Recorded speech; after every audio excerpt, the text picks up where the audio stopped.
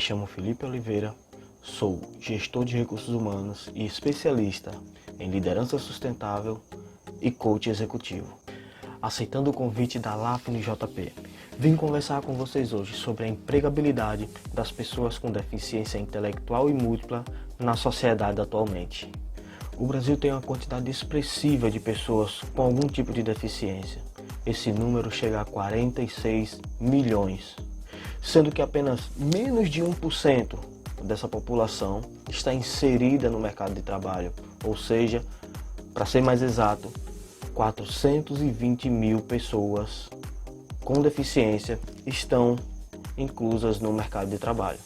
É bem verdade que todas as pessoas, independente se têm alguma deficiência ou não, enfrentam barreiras para entrar no mercado de trabalho. O mercado é competitivo e a cada ano que passa, as exigências elas se tornam ainda mais profundas, exigindo muito do profissional para que possa ter uma vaga no mercado. Quando se trata de pessoas com deficiência, esse mercado fica ainda menor, mesmo com a lei de cota, que traz para as empresas a obrigatoriedade de contratação a partir de 100 funcionários, para destinar suas vagas a pessoas com deficiência física. É claro que se olharmos com os olhos humanos, não seria necessário uma lei de cotas obrigando as empresas a contratarem pessoas com algum tipo de deficiência. Todos os seres humanos, todos os brasileiros têm o direito ao emprego, têm o direito a receber o salário pelo trabalho exercido. Porém, esse é o mundo, esse é o Brasil ideal. Mas o mundo e o Brasil real está muito longe disso. Mesmo com os avanços, com as mudanças que vêm acontecendo nos últimos 30 anos com relação às inclusões, vem melhorando bastante, mas ainda estamos longe daquilo que vem a ser considerado o ideal para a sociedade, mas principalmente para as pessoas que têm algum tipo de deficiência, seja ela física, intelectual ou múltipla. E quais são algumas dessas dificuldades, dessas barreiras, desses empecilhos que principalmente as pessoas com deficiência intelectual ou múltipla enfrentam para conseguir um lugar no mercado de trabalho? A primeira dificuldade que eu gostaria de abordar é a dificuldade de aprendizagem, se tratando principalmente das pessoas com deficiência intelectual. Essas pessoas, elas demonstram um nível mais baixo na capacidade de aprendizagem. Elas demoram um pouco mais a aprender. Não significa que elas não aprendam, elas só demoram um pouco mais a aprender e muitas vezes elas precisam de adaptações, elas precisam de recursos diferentes do que uma pessoa que não tem uma deficiência intelectual ou que tem a sua capacidade de aprendizagem normal. Um segundo ponto seria a dificuldade que essas pessoas enfrentam de manter relações interpessoais, principalmente relacionado ao emprego. Então exige aí do ambiente de trabalho uma adaptação, um acolhimento, uma integração um pouco maior e um esforço múltiplo, né? Um esforço mútuo de todos que fazem parte daquela determinada empresa.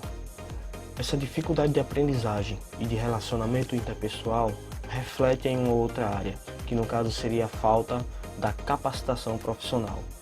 Por essa pessoa apresentar um nível reduzido de capacidade de aprendizagem e não conseguir interagir muito bem com as pessoas da sua faixa etária de idade, elas acabam não conseguindo estudar, não conseguindo se qualificar, e a falta de qualificação, como nós sabemos, é uma grande barreira para as pessoas que querem entrar no mercado de trabalho. Além desses três primeiros fatores, existe um que na verdade ele está no topo dessa lista, que seria o preconceito social. As pessoas não acreditam na capacidade das pessoas que têm algum tipo de deficiência, principalmente a deficiência intelectual ou a deficiência múltipla. Para a sociedade, são consideradas inválidas, não têm a capacidade de exercer as suas funções dentro do trabalho, o que não é verdade. Essas pessoas elas têm uma alta sensibilidade. quando são bem instruídas, bem treinadas, preparadas desde criança para viver uma vida o mais próximo do normal possível, ou que a sociedade considera normal, essas pessoas desempenham sua função e todas as suas atividades muito bem.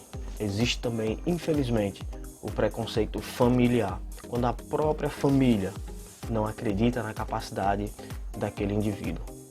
E podemos ir até um pouco mais além, né? Muitas vezes a família acredita na capacidade, deixa aquela pessoa exercer diversas funções, executar diversas atividades, mas por conta de uma coisa, elas não deixam com que essas pessoas tentem ingressar no mercado de trabalho, que no caso é o benefício que essas pessoas recebem. É algo certo, né? O dinheiro ali do governo, que já recebe ali, vai ser um salário mínimo, e tá bom, você não precisa trabalhar, não precisa fazer nada, aquilo entra na cabeça da pessoa e ela realmente acredita que não precisa e sempre vai viver dependendo do governo, dependendo da família, nunca vai ter a sua própria vida, a vida que ela merece, a vida que ela deseja. E certamente não é isso que essa pessoa quer. Essa pessoa com deficiência e que foi preparada para viver uma vida, viver a própria vida, ela não quer viver nas asas das outras pessoas. Ela não quer viver dependendo sempre das outras pessoas. O que essas pessoas mais desejam é ter o sentimento de realização. É disso que elas precisam. E elas precisam de apoio, elas precisam de alguém que incentive, que pegue na mão e diz, não, vamos lá, você vai conseguir, vamos fazer. Que ajude elas a realizarem os seus sonhos, os seus desejos, as suas vontades, a suprir as suas próprias necessidades. Mas como mudar esse cenário? Esse cenário de incerteza, de insegurança, né? Esse cenário de preconceito social, de preconceito familiar.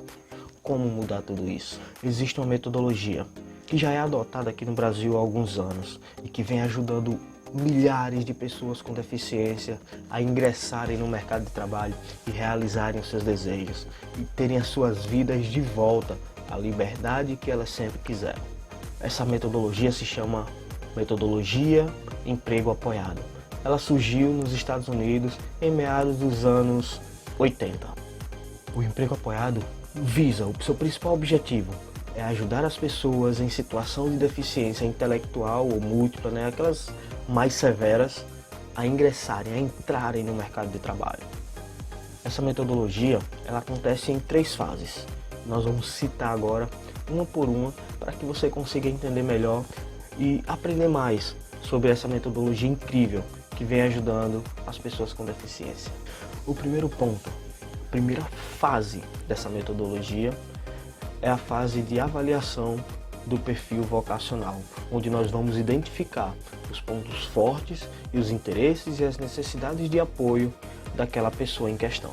Depois de entendermos o perfil vocacional dessa pessoa, nós entramos aí no segundo ponto, que é o desenvolvimento de emprego, onde nós vamos buscar descobrir um emprego que combine com o perfil vocacional daquela pessoa. E por fim, chegamos no terceiro ponto, que é o acompanhamento pós-colocação, onde nós vamos acompanhar todo o treinamento e toda a inclusão social realizada com o usuário do emprego apoiado. E se você quer saber mais sobre esse assunto tão importante, segue aqui o perfil da Lafne JP no Instagram. E também eu deixo indicado o perfil no Instagram da APAI JP. É justamente a instituição que realiza essa metodologia de emprego apoiado. Também aproveita, segue meu Instagram, @felipe.oliveira.rh. Um forte abraço e sucesso a todos.